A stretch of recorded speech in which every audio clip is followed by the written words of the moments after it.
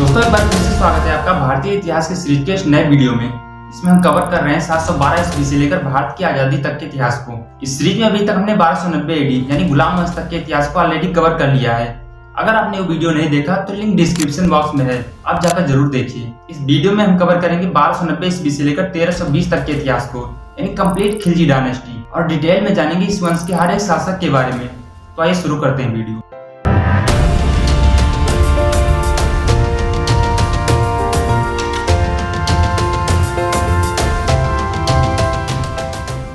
दोस्तों साल 1290 ईस्वी में जलालुद्दीन ने खिलजी वंश का अंत कर दिया और 70 साल की उम्र में दिल्ली सल्तनत की गद्दी पर बैठा और खिलजी वंश नाम से एक नए वंश की शुरुआत की। जलालुद्दीन खिलजी का राज्याभिषेक 13 जून 1290 को कैकुबाद द्वारा बनाए गए किलो खरी के महल में हुआ। सुल्तान बनने के बाद इसने कुछ समय तक यहीं से शासन करना उचित समझा कि सत्ता परिवर्तन के बाद तुरंत दिल्ली जाना सेफ नहीं लगा।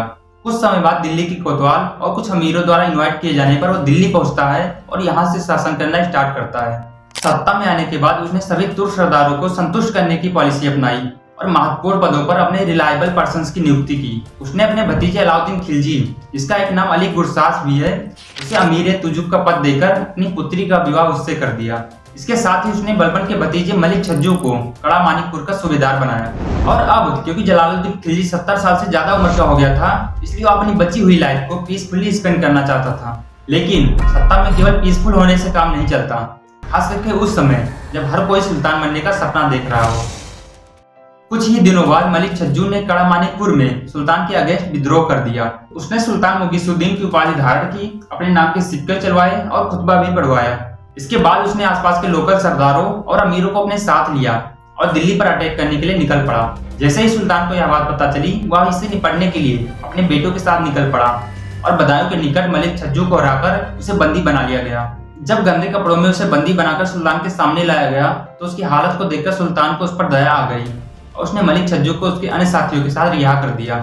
इसके बाद अलाउद्दीन खिलजी को मलिक छज्जू के जगह पर कड़ा मानिकपुर का सूबेदार बनाया गया। दोस्तों जलालुद्दीन खिलजी पहला ऐसा सुल्तान था जिसने अपने विरोधियों को भी संतुष्ट करने का प्रयास किया। लेकिन जहाँ पर एक ही परिवार के सभी लोगों को संतुष्ट करना मुश्किल हो जाता है, तो पूरा साम्राज्य क्या ही संतुष्ट रहता। अब सुल्तान की इस कमजोरी का फायदा उठाकर कई लोग उसके खिलाफ षड्यंत्र रचने लगे। दोस्तों जैसे जैसे टाइम बीतता जा रहा था, अलाउद्दीन खिलजी भी दिल्ली सल्तनत की गद्दी पर बैठने का सपना देखने लगा। मलिक छज्जू ने उसे सुल्तान के खिलाफ भड़काया और उससे सलाह दी कि अगर वो दिल्ली सल्तनत की गद्दी पाना चाहता है तो उसके लिए धन की जरूरत पड़ेगी, और इसलिए उसने धन जुटाने के लिए भिलसा पर अटैक करने का प्लान बनाया। साल 1292 ईस्वी में अलाउद्दीन खिलजी ने भिलसा पर अटैक किया, वहां पर खूब सारा धन लूटा और वापस आकर उसका एक भाग सुल्तान को सौंप दिया। सुल्तान ने इससे खुश होकर उसे कड़ा मानिकपुर के साथ साथ अवध का भी सूबेदार बना दिया। भिलसा पर अभियान के दौरान उसे पता चला कि दक्षिण में कोई देवगिरी नाम का राज्य है जो कि बहुत ही संपन्न है। इसके बाद उसने देवगिरी पर अटैक करने का प्लान बनाया। कुछ ही दिनों बाद उसने सुल्तान से चंदेरी पर अटैक करने की परमिशन मांगी, लेकिन उसने सुल्तान को बिना बताए चंदेरी की जगह पर देवगिरी पर आक्रमण करने निकल गया। अलाउद्दीन खिलजी का यह आक्रमण साउथ इंडिया पर पहला मुस्लिम आक्रमण था। उस समय देवगिरी का शासक रामचंद्र देव था।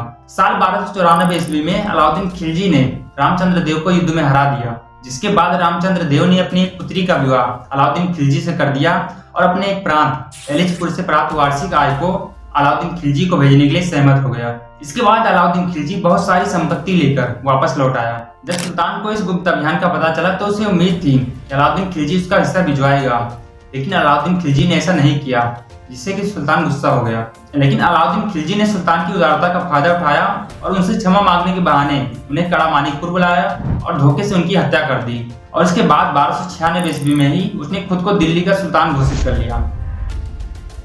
दोस्तों अब अलाउद्दीन खिलजी दिल्ली का सुल्तान तो बन गया था, लेकिन उसके सामने कई सारे चैलेंजेस थे। जलालुद्दीन खिलजी को धोखे से मारने के कारण उसकी प्रजा और उसके दरबार के जो अमीर थे वो उसे नापसंद करने लगे थे। इसके अलावा जलालुद्दीन खिलजी के पुत्र अभी जीवित थे और मंगोलों और पड़ोसी राज्यों से आक्रमण का खतरा भी बना हुआ था, और इसलिए सुल्तान बनने के बाद उसने इन सारे चैलेंजेस से निपटने पर ध्यान दिया।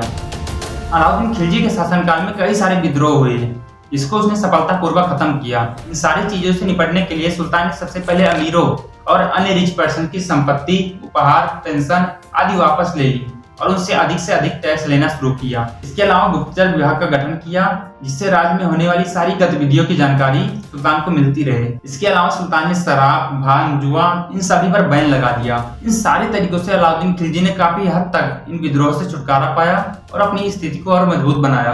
दोस्तों, अगर सल्तनत काल में देखा जाए तो सबसे ज्यादा मंगोल आक्रमण अलाउद्दीन खिलजी के शासनकाल में हुआ। इसके शासनकाल में दिल्ली सल्तनत और मंगोल साम्राज्य के बीच जो सीमा थी वो रावी नदी थी। मंगोल अटैक से अपने साम्राज्य को बचाने के लिए उसने रक्त और तलवार यानी ब्लड एंड स्वॉर्ड पॉलिसी अपनाया। उसने यामिनी उल खिलाफत, द्वितीय सिकंदर और सिकंदर ए सानी जैसी उपाधि धारण की। यहाँ तक कि उसने अपने सिक्कों और सार्वजनिक प्रार्थनाओं में भी खुद को द्वितीय सिकंदर घोषित किया। साम्राज्य विस्तार के लिए उसने उत्तर भारत के कई राज्यों पर अटैक किया और उसे अपने साम्राज्य में मिला लिया। साल 1297 में गुजरात अभियान के दौरान उसे एक गुलाम प्राप्त हुआ, जिसका नाम मलिक काफूर रखा गया। ऐसा माना जाता है कि इसे 1000 स्वर्ण दिनार में खरीदा गया था, इसलिए उसे 1000 दिनारी भी कहा जाता है। इसने बाद में अलाउद्दीन खिलजी के साउथ के अभियानों में बहुत ही इंपॉर्टेंट रोल प्ले किया।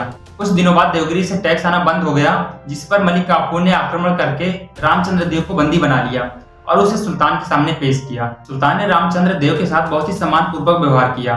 उसने उसे राय रायन की उपाधि दी और कुछ समय तक अपने दरबार में रखने के पश्चात उसे पुनः उसके राज भेज दिया। साल 1303 ईस्वी में अलाउद्दीन खिलजी ने चित्तौड़ पर आक्रमण किया। उसमें वहां का राजा राणा रतन सिंह था। मलिक मोहम्मद जायसी की पुस्तक पद्मावत के अनुसार राणा रतन सिंह की पत्नी पद्मिनी बहुत ही सुंदर थी और इन्हीं को पाने के लिए अलाउद्दीन खिलजी ने चित्तौड़ पर आक्रमण किया। राणा रतन सिंह मारा गया और चित्तौड़ के किले पर अलाउद्दीन खिलजी का कब्जा हो गया, जिसके बाद रानी पद्मिनी ने अन्य राजपूत स्त्रियों के साथ जौहर कर लिया। कोहिनूर हीरा, जो कि गोलकुंडा की खान से निकला था, इसका पहला उल्लेख अलाउद्दीन खिलजी के समय में ही मिलता है। अलाउद्दीन खिलजी ने विशाल साम्राज्य स्थापित करने के साथ साथ प्रशासनिक सुधार पर भी जोर दिया। उसने कई सारे मंत्रियों की नियुक्ति की, लेकिन सेंट्रल पावर अपने हाथों में ही रखा।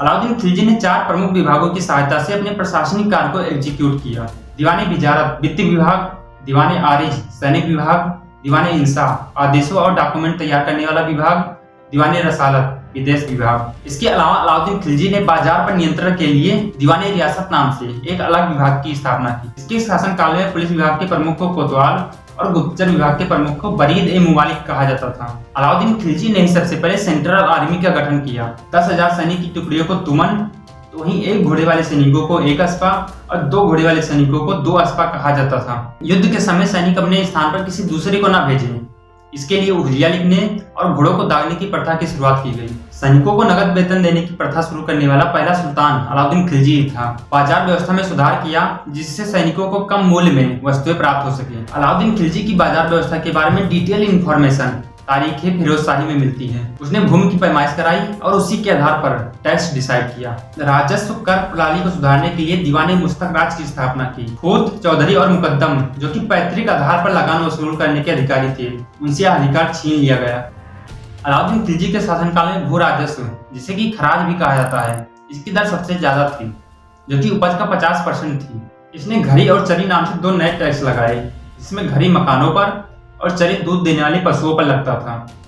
इसके अलावा लूट से मिलने वाले धन को खम्स कहा जाता था। केंद्रीय प्रशासन की तरह अलाउद्दीन खिलजी ने प्रांतीय और स्थानीय प्रशासन पर भी ध्यान दिया।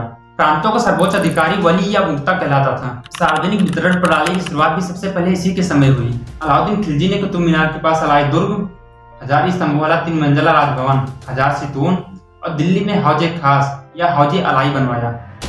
और अब क्योंकि वह धीरे धीरे बूढ़ा हो रहा था, इसलिए चित्तौड़ विजय के बाद उसने अपने सबसे बड़े बेटे खिज्र खान को अपना उत्तराधिकारी बनाया। लेकिन वह बेकार निकला, क्योंकि वह हमेशा नशे और भोग विलास में लिप्त रहता था। अपने जीवन के अंतिम दिनों में अलाउद्दीन खिलजी एक असाध्य रोग से पीड़ित हो गया था और उसका देखभाल कोई नहीं कर रहा था। इसलिए उसने मलिक काफूर को देवगिरी से बुलाया। जैसे ही मलिक काफूर को पता चला कि सुल्तान की डेथ होने वाली है, वह स्वयं सुल्तान बनने का सपना देखने लगा।